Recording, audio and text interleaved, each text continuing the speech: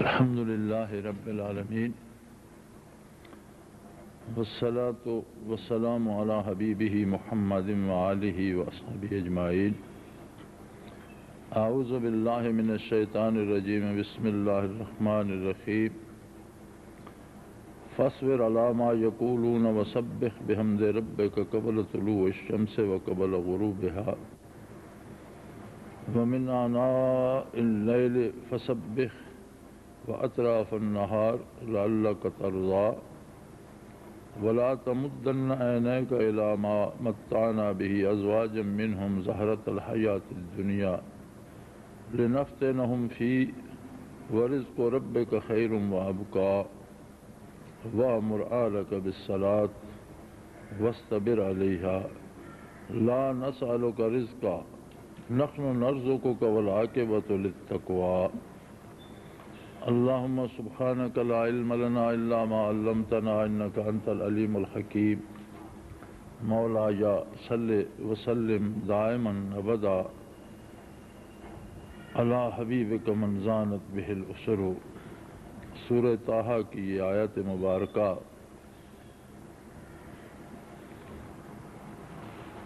ارشاد فرماتی ہے فاصبر علی ما یقولون، کہ لوگ جو طعن و تشنیع کرتے ہیں، طنز کرتے ہیں، آپ اس پر صبر فرمائیے۔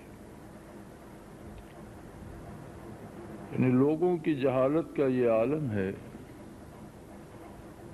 کہ جس ہستی کو اللہ کریم نے عالمین کے لیے رحمت بنا کر مبعوث فرمایا، اس کے ارشادات عالیہ کا مذاق اڑاتے ہیں۔ جو ہستی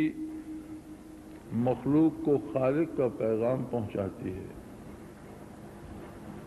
جس ہستی نے وہ راز آشکارا کیے جنہیں دنیا کا کوئی فرد نہیں جانتا تھا، جس ہستی نے کسی استاد یا کسی دنیاوی مدرسے کا منہ نہ دیکھا، لیکن پوری انسانیت کے لیے زندگی کے ہر شعبے میں ایسے قوانین و ضوابط ارشاد فرما دیے جو اس وقت سے لے کر قیامت تک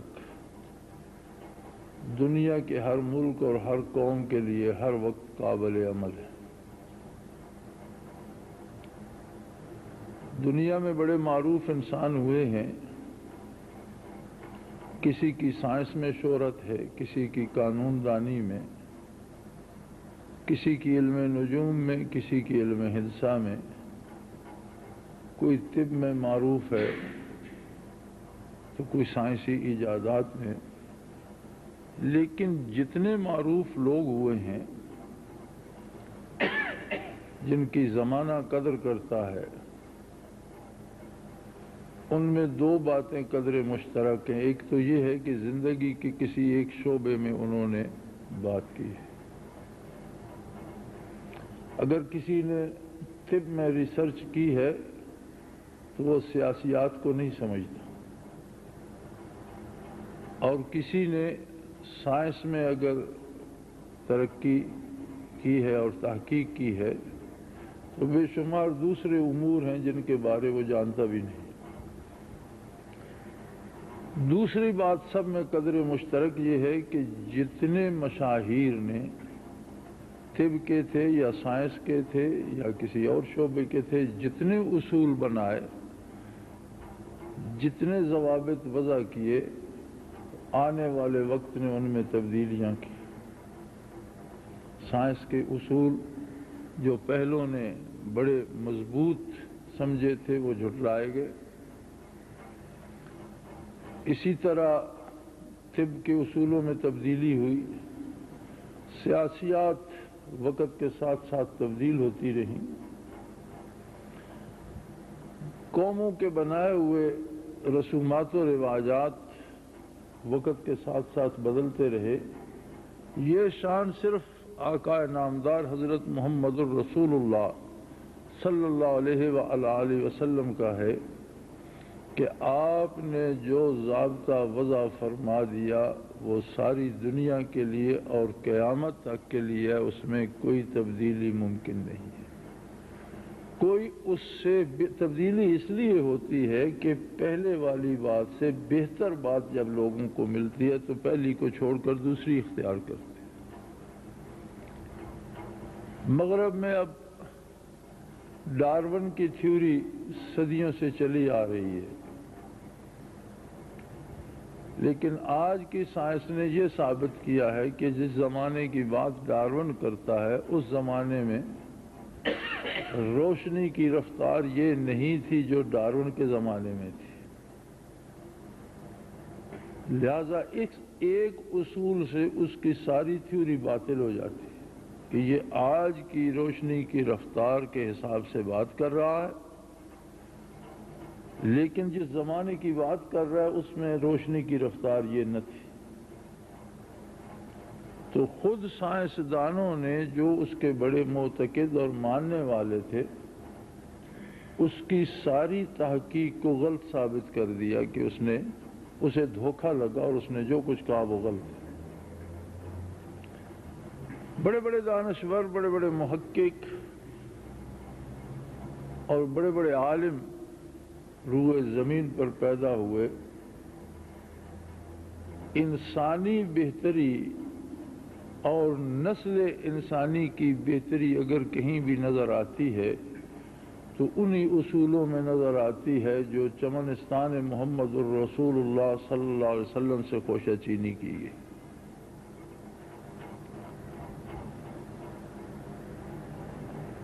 دنیا میں جو صورت اللہ نے حضور کو دی صلی اللہ علیہ وآلہ وسلم، ایسی دوسری صورت اس نے پیدا نہیں فرمائی۔ آواز کا جو حسن آپ صلی اللہ علیہ وسلم کو نصیب تھا اس کی مثال دنیا میں کوئی پیش نہیں کر سکتا۔ بات خود اللہ کی ہوتی تھی، لب مبارک زبان پاک محمد الرسول اللہ کی ہوتی تھی۔ اب اس تمام کمال حسن کے باوجود اگر لوگ طنز کرتے تھے، لوگ تنقید کرتے تھے، لوگ اچھی بات نہیں کہتے تھے تو کیوں؟ اس لیے کہ خرابی لوگوں میں تھی۔ لوگ برائی کے عادی تھے، لوگ غلط روش کے عادی تھے، لوگ یہ سمجھتے تھے کہ ہم جو کرتے ہیں کرتے رہیں، جس گہرائی میں گر رہے ہیں گرتے رہیں، جہنم کی جس گھاٹی میں گریں، کوئی ہمیں روکے نہیں، سمجھائے نہیں۔ اس پر اللہ کریم ارشاد فرماتے ہیں فَاصْبِرْ عَلَىٰ مَا يَقُولُونَ، اے میرے حبیب لوگ جو بھی کہیں آپ اسے برداشت کیجیے۔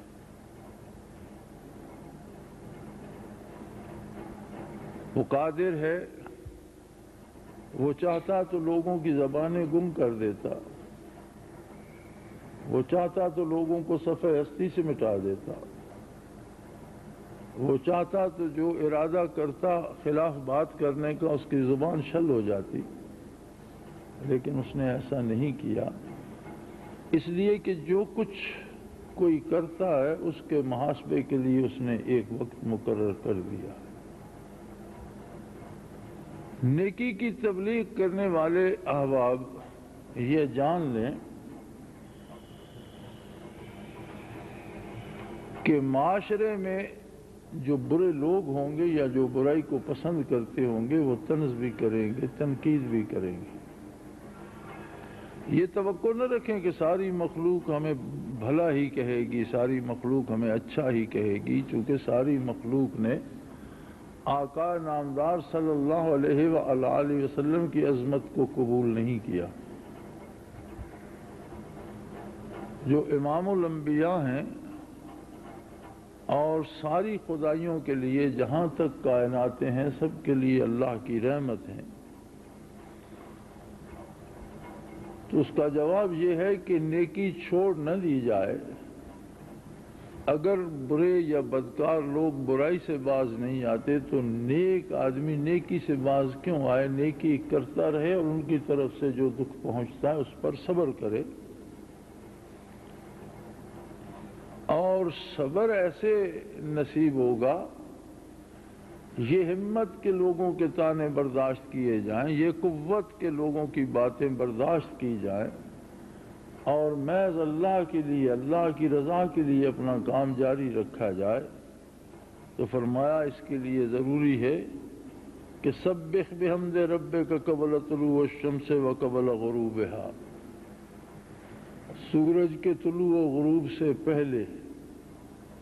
اللہ کی تسبیح و تحمید کیجیے۔ فجر جو سورج طلوع ہونے سے پہلے ادا کی جاتی ہے، عصر جو سورج غروب ہونے سے پہلے ادا کی جاتی ہے، اسی حکم کی تعمیل ہے۔ فرمایا وَمِنْ آنَاءِ اللَّيْلِ، اور رات کی تنہائیوں میں عشاء کی نماز اس کی تعمیل ہے۔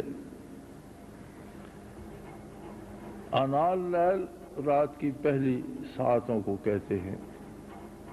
وَأَطْرَافَ النَّهَارِ، اور دن کے دونوں سروں پر، جیسے ظہر ہے، مغرب ہے۔ لَعَلَّكَ تَرْضَىٰ، یہ 5 وقت کی عبادت تمہارے دل کو خوش کرنے کے لیے کافی ہے۔ یعنی اللہ کریم نے لوگوں کے طنز کا جواب یہ دیا، لوگوں کی ناقدری کا جواب یہ دیا کہ اگر لوگ طنز کرتے ہیں، لوگ قدر نہیں کرتے، تو میرا بندہ جو میرے راستے میں کام کرتا ہے وہ دن رات میں 5 مرتبہ میرے ساتھ بات کرے، میری تسبیح کرے، میری حمد بیان کرے، میری بارگاہ میں سجدہ ریز ہو، تو جو رحمت اس عبادت سے اس کے دل پہ اترے گی، جو سکون اس سے اس کے قلب پہ اترے گا، جو لطف اسے میری ملاقات میں آئے گا، وہ لوگوں کے طعن و تشنیع کو بھلا دے گا۔ لوگوں کی، انسانوں سے دوستی ہو جاتی ہے، بے شمار لوگ اس پہ طنز کرتے ہیں کہ دیکھو فلاں نے فلاں کے ساتھ دوستی رکھی ہوئی ہے، اس کے لیے اتنے پیسے خرچ کر دیے، اس کے لیے اتنا سرمایہ لٹا دیا، اس کے لیے وہاں مار کھا لی، اس کے ساتھ نہ ہوتا، اس کے ساتھ دوستی نہ کرتا تو اسے مار نہ پڑتی۔ ایک دوستی کے لیے کتنے نقصان اٹھانے پڑتے ہیں، لیکن وہ آدمی اپنی دوستی پہ قائم رہتا ہے اور اس دوست سے ملاقات کے لیے زمانے بھر کی باتوں کی پرواہ نہیں کرتا۔ ہم نے ایسے لوگوں کو بھی دیکھا ہے جو دوستوں کے ساتھ چالان ہوئے اور ان کے ساتھ تختہ دار پہ چڑھ گئے، لیکن انہوں نے اف نہیں کی، پیچھے نہیں ہٹے۔ ایسے لوگوں کو بھی دیکھا ہے جو دوستوں کے ساتھ قتل ہو گئے لیکن پیچھے نہیں ہٹے۔ اگر انسان کی دوستی یا انسان سے تعلق میں بھی اتنی لذت ہے کہ آدمی اس کے لیے جان بھی دے سکتا ہے، تو پھر کسی کو اللہ کی دوستی اور اللہ کی بارگاہ کی حضوری نصیب ہو جائے تو اس کے لیے وہ کیا نہیں کر سکتا۔ ساری دنیا اس پہ طنز کرتی رہے، لیکن جب وہ ایک دفعہ بھی زمین پہ سر رکھ کے سبحان ربی الاعلیٰ کہے گا تو اس ایک تسبیح کی قیمت بھی ادا نہیں ہو سکتی۔ لہذا فرمایا کہ نیکی پر قائم رہنے کے لیے اللہ کی عبادت 5 وقت ضروری ہے، اللہ سے تعلق ضروری ہے، اللہ کریم سے رابطہ ضروری ہے، اور اس کی رحمت ضروری ہے۔ اور دوسری بات کہ جو لوگ برائی بھی کرتے ہیں اور عیش بھی کرتے ہیں، کافر بھی ہیں، اللہ کی عظمت کے منکر بھی ہیں، نبی علیہ الصلوۃ والسلام کی حقانیت کے منکر ہیں، کتاب اللہ کو حق نہیں مانتے اور حکومتیں بھی کر رہے ہیں، دولت مند بھی ہیں، فرمایا ولا تمدن عینیک الی ما متعنا بہ ازواجا منہم زہرۃ الحیات الدنیا، اس کی پرواہ مت کرو، اس طرف مت خیال کرو کہ دنیا کی ظاہری دولت سے جو انہیں ہم نے وقتی طور پر مال و زر دے رکھا ہے،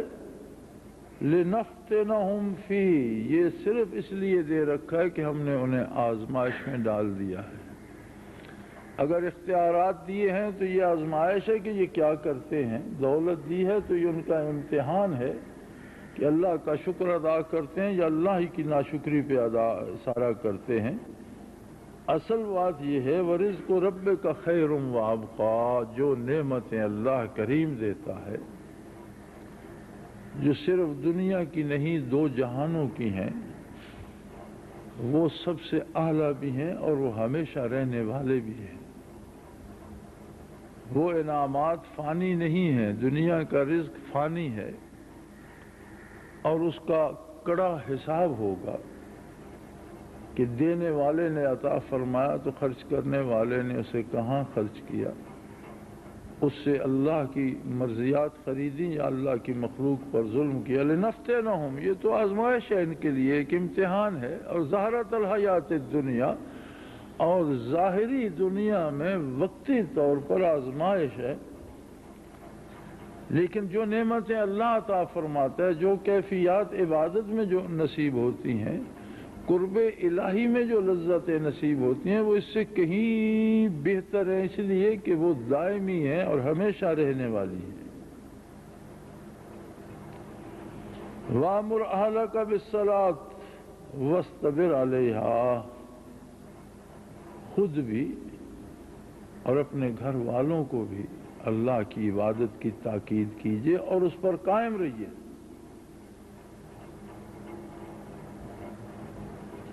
ایک آدمی بارش میں بھی نکلتا ہے اور چھاتا بھی نہیں لیتا، اور پھر اسے شکایت ہے کہ میں بھیگ رہا ہوں، تو اس کی بات سننے والے اسے بے وقوف کہیں گے۔ ہمارا عالم یہ ہے کہ ذرا سی طبیعت پہ گرانی آئے تو سب سے پہلے جو چیز ہم سے چھوٹتی ہے وہ اللہ کا ذکر اور اللہ کی عبادت ہے۔ کیا ہوا؟ طبیعت ٹھیک نہیں ہے، اتنی خراب بھی نہیں کہ کام پر چلے گئے، دفتر چلے گئے، کھانا کھا لیا، باقی معمولات سارے کر لیے، لیکن عبادت چھوٹ گئی۔ حالانکہ اگر کھانا چھوٹ جائے، بندہ اتنا بیمار ہو کہ کھا نہ سکے، اتنا بیمار ہو کہ چل نہ سکے، تو بھی عبادت کے چھوڑنے کا تو کوئی جواز نہیں، اس لیے کہ اس کے پاس ہر کمزوری کا علاج یہ ہے کہ وہ اللہ سے مدد مانگے، وہ اللہ کی حضور سجدہ ریز ہو، وہ اللہ کی تسبیح کرے۔ بیماری کی شفا بھی قرب الہی کی لذتوں میں ہے، اور دکھ کی دوا بھی اللہ کریم کے دست قدرت میں ہے۔ لیکن تجربہ یہ کہتا ہے کہ اچھے بھلے نمازی لوگ، اچھے بھلے اللہ اللہ کرنے والے لوگ، جب کوئی مشکل پڑتی ہے یا مصروفیت زیادہ ہو جاتی ہے تو اللہ کی شان یہ ہے، ایسے نادان ہوتے ہیں کہ ان سے اللہ کا ذکر چھوٹ جائے گا یا اللہ کی عبادت چھوٹ جائے گی، حالانکہ یہ تو مزید دوا تھی۔ اگر کوئی تکلیف آ گئی ہے تو پہلے سے زیادہ کرنی چاہیے تھی، عبادت پہلے سے زیادہ خشوع و خضوع سے کرنی چاہیے تھی، اور اللہ کریم سے اس کے لیے شفا یا اس مشکل کا حل طلب کرنا چاہیے تھا۔ اس لیے فرمایا وَأَمُرْ أَهْلَكَ بِالصَّلَاةِ، اپنے گھر والوں کو بھی اللہ کی عبادت کا حکم دیجئے، وَاسْتَبِرْ عَلَيْهَا، اور اس پر جم جائیے۔ لَا نَسْأَلُكَ رِزْقًا، اللہ کریم فرماتے ہیں مجھے تم سے یہ امید نہیں کہ تم دولت اکٹھی کر کے مجھے دو، اس کی ضرورت نہیں ہے، اس لیے نحن نرزقک، میں تو خود تمہیں روزی دیتا ہوں، تم مجھے کیا دو گے؟ تمہاری دولت یا تمہاری قوت یا تمہاری طاقت میرے کس کام آئے گی کہ ہر نعمت جو تمہارے پاس ہے، اگر تمہارے پاس طاقت ہے، اگر تمہارے پاس علم ہے، اگر تمہارے پاس عقل ہے، اگر تمہارے پاس مال و زر ہے، اگر تمہارے پاس زندگی ہے، اگر تمہارے پاس اقتدار ہے، تو یہ سب کچھ تو میرا دیا ہوا ہے، یہ سب تو میرا رزق ہے، اس لیے تم مجھے کیا دے سکتے ہو سوائے اس کے کہ مجھ سے مزید مانگتے رہو، مجھ سے مزید طلب کرتے رہو، بار بار میری بارگاہ میں حاضری دو، تمہاری کوئی رات میرے سجدوں سے خالی نہ ہو، تمہارے دن کا کوئی حصہ میری بارگاہ میں حاضری سے خالی نہ ہو، اور یہ یاد رکھو والعاقبۃ للتقویٰ، دنیا میں کسی کو کچھ بھی مل جائے، انجام کار کامیابی انہی لوگوں کے لیے ہے جن کا تعلق اللہ سے ہوتا ہے، انجام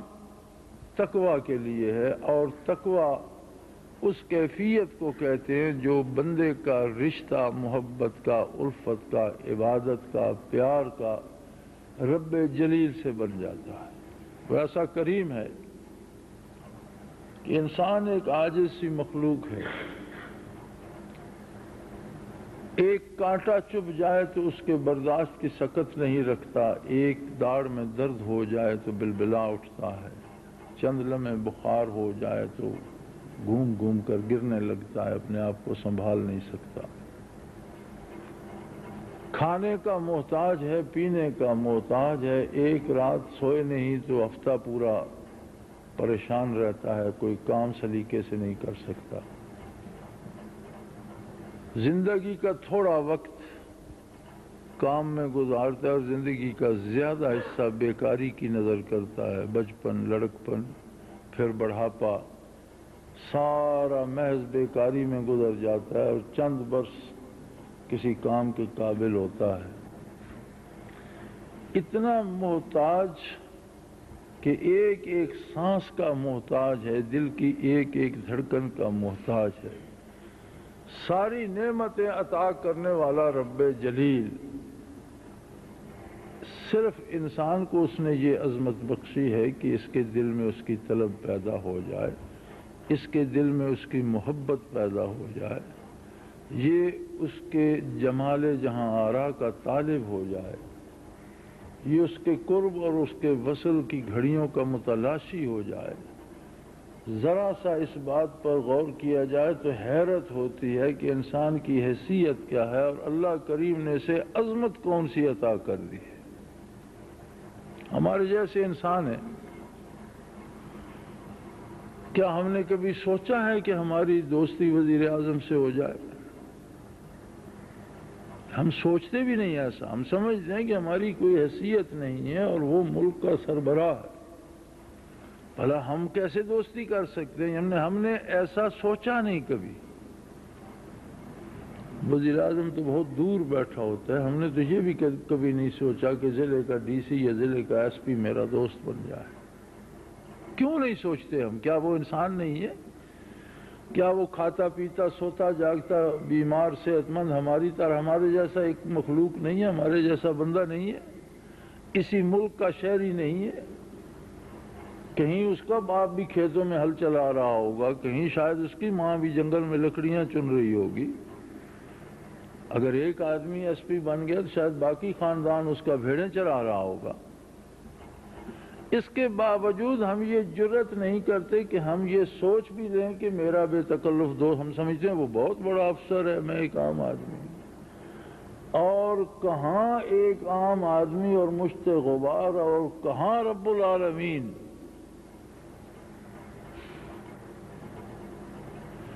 کہاں عظمت کردگار جو ساری کائنات کا واحد مالک، خالق اور رب ہے، اور کہاں اس کی مخلوق میں ایک ادنا مخلوق، ایک فرد، پھر اگر اس فرد کو وہ حکم دیتا ہے کہ ہر لوگ تان دیکھ کرتے ہیں تو میرے پاس آ جاؤ، میری بارگاہ میں آؤ، میری تسبیح کرو، میرے سامنے سر بسجود ہو جاؤ، میں تمہاری بات سنوں گا، تمہاری بات کا جواب دوں، تم میرے ساتھ باتیں کرو، ان لوگوں کو چھوڑ دو، ان کو نظر انداز کر دو، طنز کرتے ہیں، تم میرے ساتھ باتیں کرو، اور جب مخلوق میں جاؤ تو میری باتیں کرو، میرے پاس آؤ، میری باتیں کرو، جب واپس جاؤ تو میری باتیں کرو، خود کرو، اپنے گھر والوں کو لگاؤ، بیوی بچوں کو لگاؤ، میں سب کے سجدے قبول کروں گا، میں سب کی باتیں سنوں گا، سب کے لیے میری بارگاہ کے دروازے کھلے ہوئے، تو حیرت ہوتی ہے کہ اس سے بڑے کسی مقام و مرتبے کا کوئی تصور ہو سکتا ہے کہ اللہ کریم کسی کو پنجگانہ نماز کی توفیق عطا کر دے؟ اللہ کریم کسی کو اپنی بارگاہ میں سر بسجود ہونے کی توفیق عطا کر دے، اللہ کریم کسی کو اپنی بارگاہ میں ہاتھ اٹھانے کی توفیق عطا کر دے، تو دنیا بھر کی حکومتوں سے یہ مقام اپنا درجہ بلند رکھتا ہے۔ لیکن ہر بات ان کے لیے ہے جو بات سمجھنے کی اہلیت رکھتے ہیں۔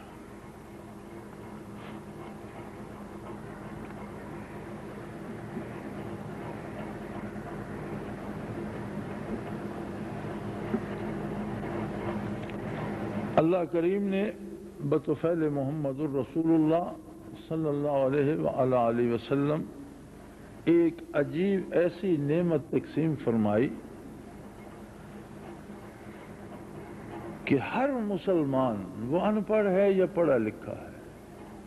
وہ خوبصورت ہے یا کوجا ہے، بدصورت ہے، وہ گورا ہے یا کالا ہے، اس کے کپڑے بڑے اچھے قیمتی ہیں یا اس کا لباس پھٹا ہوا ہے، وہ اچھا کھانا کھا کر آیا ہے یا خالی پیٹ ہے، کسی کو روکا نہیں ہے اور کسی کو درمیان میں نہیں رکھا کہ یہ تجھے سجدہ کرے گا تو مجھے سجدہ کر، نہیں۔ ہر بندہ، ہر فرد جو دامن نبوی علیہ صاحب صلاۃ والسلام سے وابستہ ہوتا ہے، ہر وہ فرد براہ راست رب العالمین کو سر بسجود ہوتا ہے۔ ہر وہ بندہ جو دامان نبوی کو تھامتا ہے، وہ اپنی گزارشات رب العالمین کے روبرو پیش کرتا ہے۔ ہر وہ بندہ جس کی گھر میں بھی کوئی نہ سنتا ہو رہا، وہ اس کی بھی سنتا ہے۔ وہ بندہ جسے گلی محلے میں کوئی اہمیت دینے کو تیار نہ ہو، وہ اسے بھی فرماتا ہے کہ یہ میرا بندہ ہے، میری بارگاہ میں حاضر ہو سکتا ہے، میرے ساتھ بات کر سکتا ہے۔ اور اس کے باوجود ہم بندوں کے دروازے پہ سجدے کرتے ہیں، اور ہمارے سجدوں سے اگر خالی رہتا ہے تو اللہ کی بارگاہ ہے۔ کس قدر بدنصیبی ہے، کس قدر کم علمی ہے، اور کس قدر ناقدری ہے کہ اگر یہی سوال ہو گیا کہ میں نے تو اپنی ساری مخلوق میں جس ہستی کو سب سے بہتر بنایا تھا، جس کا کوئی ثانی پیدا نہیں فرمایا، جس کی عظمت یہ ہے کہ تمام جہانوں کے لیے رحمت مجسم ہے، میں نے تو اسے تمہاری طرف مبعوث فرمایا اور اپنا قاصد بنا کر بھیجا، تم نے میرے محبوب کی، میرے حبیب صلی اللہ علیہ وسلم کی، میرے رسول کی کیا قدر کی؟ ان کی بات سنی، ان کے ارشادات پر عمل کرنے کی کوشش کی؟ بتائیے ہمارے پاس اس کا کوئی جواب ہے کہ اگر ہم پنجگانہ نماز بھی ادا نہیں کر پاتے، رزق میں بھی حلال حرام کی تمیز نہیں کرتے، سچ جھوٹ کی پرواہ بھی نہیں کرتے، ہماری زندگی اگر شیطانی وساوس کی نظر ہو جاتی ہے اور ہم اتباع پیغمبر صلی اللہ علیہ وسلم سے محروم رہتے ہیں، تو باقی گناہوں کو چھوڑ دیجئے، صرف اس نافرمانی کا کوئی جواز، کوئی جواب ہمارے پاس ہے کہ ہم نے اس لیے نہیں عمل کیا تھا؟ اور پھر یاد رکھیے کہ دنیا میں ہر کام انسان پوری محنت اس لیے کرتا ہے کہ وہ سکون سے جی سکے، اطمینان سے مر سکے۔ یہ صرف اور صرف اطاعت الہی اور اتباع رسالت سے ممکن ہے، اس کا کوئی دوسرا طریقہ نہیں۔ رزق معین ہے اور مقدر ہے۔ حضرت علی کرم اللہ وجہ الکریم کا ارشاد ہے کہ رزق آدمی کو اس طرح تلاش کرتا ہے جس طرح موت اسے تلاش کرتی ہے۔ فرمایا گیا الا وان النفس لن تموت حتى تستكمل رزقها، کوئی متنفس اس وقت تک نہیں مرتا جب اپنے مقدر کا ایک ایک دانہ کھا نہیں لیتا، پانی کے ایک ایک گھونٹ پی نہیں لیتا، اپنے حصے کی آکسیجن ایک ایک سانس وصول نہیں کر لیتا۔ کوئی بندہ دوسرے کا حصہ کھا نہیں سکتا، اپنا چھوڑ نہیں جاتا۔ اگر لوگ ایک ایک دن کا راشن چھوڑنے لگ جاتے تو شاید زمین پر راشن کے انبار لگے ہوتے، اور اگر ایک ایک دن کا فالتو کھا جاتے تو شاید پچھلی مخلوق کے لیے کچھ بچتا ہی نہیں۔ لیکن ہر آنے والا اسی زمین سے اپنا حصہ وصول کرتا ہے، اور اس قادر کے کارخانوں کو کوئی انتہا ہی نہیں ہے۔ اپنی زندگی میں ہم نے 3 نسلوں کو گزرتے دیکھا۔ انہی پہاڑوں سے ہم نے دیکھا کہ لوگ جنگل سے لکڑیاں کاٹ کر بیچ کر اپنا رزق پاتے ہیں۔ پھر انہی پہاڑوں میں دوسری نسل کو ہم نے دیکھا کہ انہوں نے پہاڑ کھود ڈالے اور اس میں سے کوئلہ نکل آیا، اور ایک عام آدمی کو بیٹھے بیٹھے کروڑ پتی بنتے ہم نے دیکھا۔ ہماری آنکھوں کے سامنے ایک بندہ مزدوری کرتا تھا، پھر اسے اللہ نے رزق دے دیا، کوئلہ نکل آیا، وہ کروڑ پتی ہو گیا۔ تیسرا انقلاب اسی علاقے میں ہم نے دیکھا کہ اسی کوئلے کے نیچے لوگوں کو نمک کی مائنیں مل گئی، نمک کی مائنیں الاٹ ہو گئیں، اور لوگ کروڑ پتی ہو گئے۔ اس میں عام آدمی تھے، کروڑوں انہوں نے کما لیے۔ وہی زمین، وہی پہاڑ آنے والوں کو شاید اس میں سے سونا دے دے گا، کسی کو اس میں سے شاید جواہرات دے دے گا، کس کے لیے کہاں اس نے کیا رکھا ہوا ہے وہ خود ہی بہتر جانتا ہے۔ کس کو کتنا رزق دینا ہے یہ بھی اس کا اپنا نظام ہے۔ انسان کے ذمے ہے کہ اللہ نے اسے زندہ رہنے کا سلیقہ بتایا ہے۔ جس طرح عبادات فرض ہے اسی طرح رزق حلال فرض ہے۔ رزق حلال کے لیے جائز وسائل اختیار کرنا، مزدوری کرنا، ملازمت کرنا، تجارت کرنا، زراعت کرنا، یہ معروف ذرائع ہیں۔ جو ذریعہ کوئی اختیار کر لے اس کی مرضی کس کو کہاں سے کتنا رزق دے دیتا ہے۔ تو یہ حصول رزق کے لیے جو ہم محنت کرتے ہیں یہ بجائے خود اللہ کی اطاعت ہو کر اس کی عبادت بن جاتی ہے۔ نبی علیہ الصلوۃ والسلام نے فرمایا کہ مومن جو کچھ اپنے بیوی بچوں کو کھلاتا ہے وہ بھی صدقہ ہے۔ تو عرض کیا کہ یا رسول اللہ نان نفقہ بیوی کا تو اس پر فرض ہے، اپنا فرض ادا کرتا ہے تو یہ صدقہ کیسے ہو گیا؟ فرمایا تو فرض اللہ نے کیا ہے، اللہ کی اطاعت کرتا ہے تو صدقہ اللہ کی اطاعت ہی ہوتا ہے۔ جب ہم اللہ کے حکم کے مطابق اللہ کی رضا کے لیے کوئی چیز خرچ کرتے ہیں تو اسی کو صدقہ کہتے ہیں۔ تو بیوی بچوں کا نان نفقہ بھی اللہ نے فرض کیا ہے، اور مومن محنت مزدوری کر کے کما کے بیوی بچوں کو اس لیے کھلاتا ہے کہ اللہ نے اس پر فرض کیا ہے کہ انہیں کھلاؤ پلاؤ، تو اس کا تو یہ بھی صدقہ ہے۔ کسی روٹھے ہوئے بچے کو منانا مشکل ہے اور اللہ کو منانا آسان ہے۔ زندگی بھر کے گناہوں سے جو دل سے اٹھنے والی ایک آہ پہ من جاتا ہے اور سارے معاف کر دیتا ہے اور فرماتا ہے آئندہ نہ کرنا۔ زندگی بھر کی نافرمانیاں ایک توبہ یا ایک دفعہ بندہ واپس اس کے دروازے پہ آ جائے اور کہہ دے یا اللہ میں غلط تھا، تو وہ کہتا ہے ٹھیک ہے معاف کیا، اب آئندہ سیدھے ہو جائے۔ اب اس سے بڑا کرم بھی کچھ سوچا جا سکتا ہے؟ اور یہ 5 گانہ نماز جو ہمیں بوجھ لگتی ہے یہ تو اس کا اتنا بڑا انعام ہے کہ ہر کس و ناکس اپنی کہانی خود مجھ سے کہے، لباس پاک کرے، وجود پاک کرے، ہاتھ منہ دھوئے، تازہ دم ہو،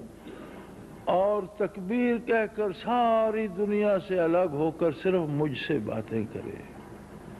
میری بارگاہ میں رکوع کرے، میری بارگاہ میں سجدے کرے، میں اس پر اپنی رحمتیں نازل کروں، اور پھر میرے دی ہوئی یہ نعمتیں ابدی اور دائمی ہیں، موت بھی نہیں چھین سکے گی، قبر میں بھی اس کے ساتھ جائیں گی۔ وہ دل کا سکون، وہ سینے کا نور، وہ پیشانی پر چمکنے والا نور جو سجدوں کو طفیل حاصل ہوگا، قبر کی تاریکیوں میں بھی اس کا ساتھی ہوگا، میدان حشر میں بھی اس کا ساتھی ہوگا، تو پھر کتنی بد نصیبی ہے کہ ہم سے اللہ ہی کی عبادت چھوٹ جائے۔ یاد رکھیں، دنیا و آخرت میں جو کچھ ہے سب اللہ کا ہے اور اسی سے مل سکتا ہے۔ اللہ کے ہر بندے نے یہی پیغام دیا،